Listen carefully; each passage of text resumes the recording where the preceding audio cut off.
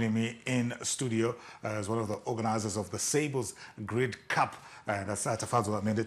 Taf, good morning. Thank you for joining us this morning. I know it's been a hectic build-up to this, but the Grid Cup starting tomorrow, it's something very unfamiliar, but it sounds very exciting, especially for rugby lovers in Zimbabwe. Yeah. Thank you for having me, Tich. So the Grid Cup, it was inspired by global competitions like the Super Rugby, URC. So it's pretty basic your Zimbabwean franchise-styled rugby format. Yeah. And how different is it? I know, we're used to maybe watching the Harare Province League. If you're here, we're talking about your old Hararians, your Harare Sports Club, Pitbulls, and all those old Georgians, all those different clubs, or you go to Manicaland or the Matabeleland Rugby League. How different is this franchise format from the domestic rugby that we're familiar with? Yeah, so we just decided to have like a plain even field, where we draft players had to register.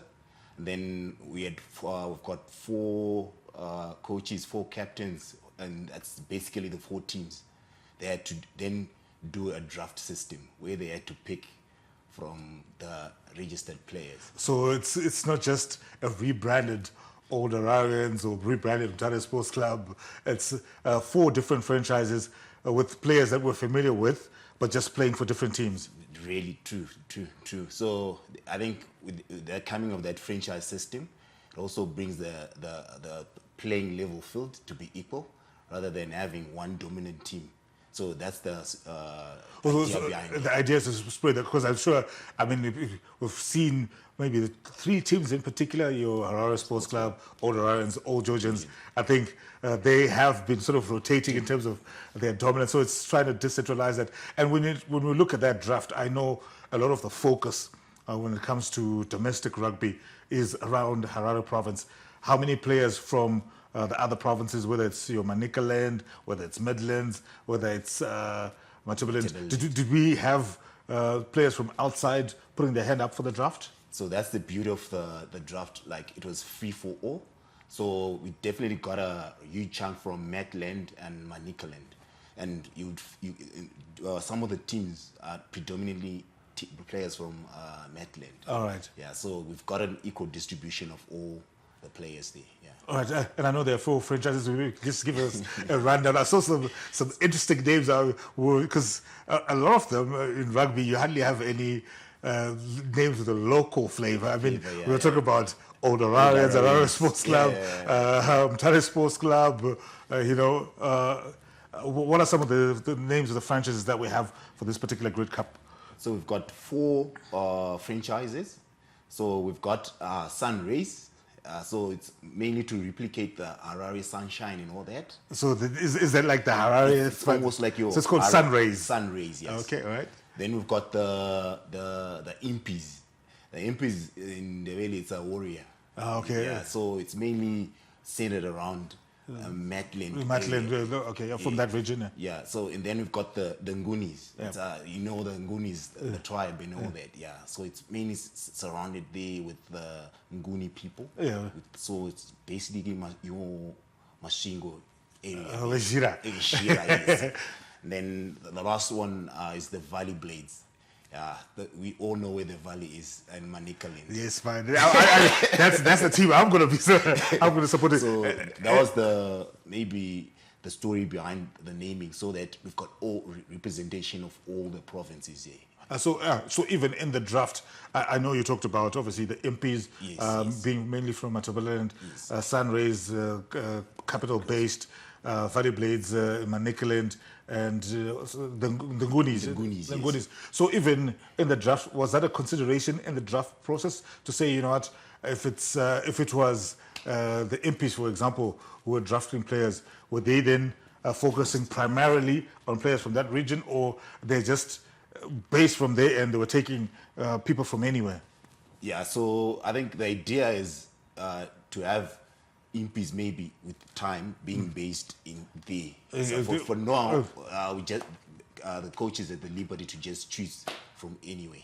All right. And are you liberty to give us information on in terms of who the coaches and the captains are, so that we can just have a rough idea of what the competition is going to look like? Yeah, so I think each team's got a composition of its management, but maybe I'll just highlight the head coaches and the captain. Yeah. So for tomorrow, the first game is going to be Valley Blades versus Ngunis. So the head coach for Valley Blades, it's Ricky Chirengende, and the captain is Hilton Dariki. All right. Then for Ngunis, it's Aiden Bennett, and head coach is TJ Shamu. All right. Then the last game, it's going to be at 17:30. It's going to be Sun Rays versus Impies. So the head coach for Sun Rays, it's Marvin Chirume. Yep. And their captain is Dion Kumalo. And then for Impies, it's going to be Bob Mahari. That's the head coach. And then captain, it's going to be Kudzai Mashawi, the enforcer. All right. Oh, yeah, man. We still celebrated. He was impressive in that Rugby Africa Cup final, one of the key players to take us to the next Rugby World Cup in Australia. And speaking about that, how do you think competitions like this Grid Cup can help us, especially our local based players, in terms of their preparedness for the Rugby World Cup? I know it's still quite a bit away, but was there any motivation in terms of, like, how can we also contribute to Zimbabwe's preps with franchise tournaments like this? Yeah, I think that was one of our objectives, just to get the local rugby competition up there, so that we can create selection opportunities for the local players. So starting now, it's building towards that 2027 World Cup preparations. All right. And I know, especially when we look at our domestic rugby, one of the things is that when you look at the clubs, a lot of people are holding down jobs and then having to go and train at night, it's sort of like semi-pro. Semi-pro, With this franchise system, obviously, I know globally sometimes we see bidding and we see some crazy figures being talked about. I know this is the inaugural edition, but is that the vision as well in terms of trying to create value not only for the association in terms of creating a competitive player base, but also making sure that, if you get drafted by the Valley Blades or the Impies or the Ngunis, you get a little bit of pocket change. Yeah. So, I think you've nailed it. That's the idea, just to get, by say, corporate partnership involved in sport. So that's what we're driving through, so that by next year, we'll have corporates bidding for those teams. So that's the idea behind that. So that it will become more commercialized and professional. Yes. And you mentioned, obviously, how long is this tournament going to run? You said the first matches are on tomorrow. How long is this? Is this like a knockout competition, a round robin? How does it work? So it's going to be a round robin where each team plays each other, and then a final at the end. So it's going to run for just say 4 weeks. Oh, 4 weeks. Yeah. And I got excited when you talked about, was it the Sun Rays and Impies? Impies, yeah. That's at 7:30. That's at 7. But the Valley Blades and the Ngunis are starting at what time? At 4:30. Yeah. I'm excited about that. I love watching rugby at night, especially at HRS Sports Cup. What can fans expect outside of what we have in terms of those two matches at 4:30 and 7:30? Yes. So the good thing is gonna be have live entertainment from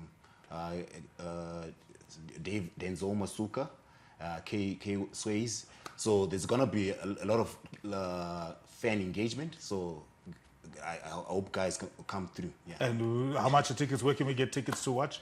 So if you haven't purchased your tickets online from Tickets Box, you can come through.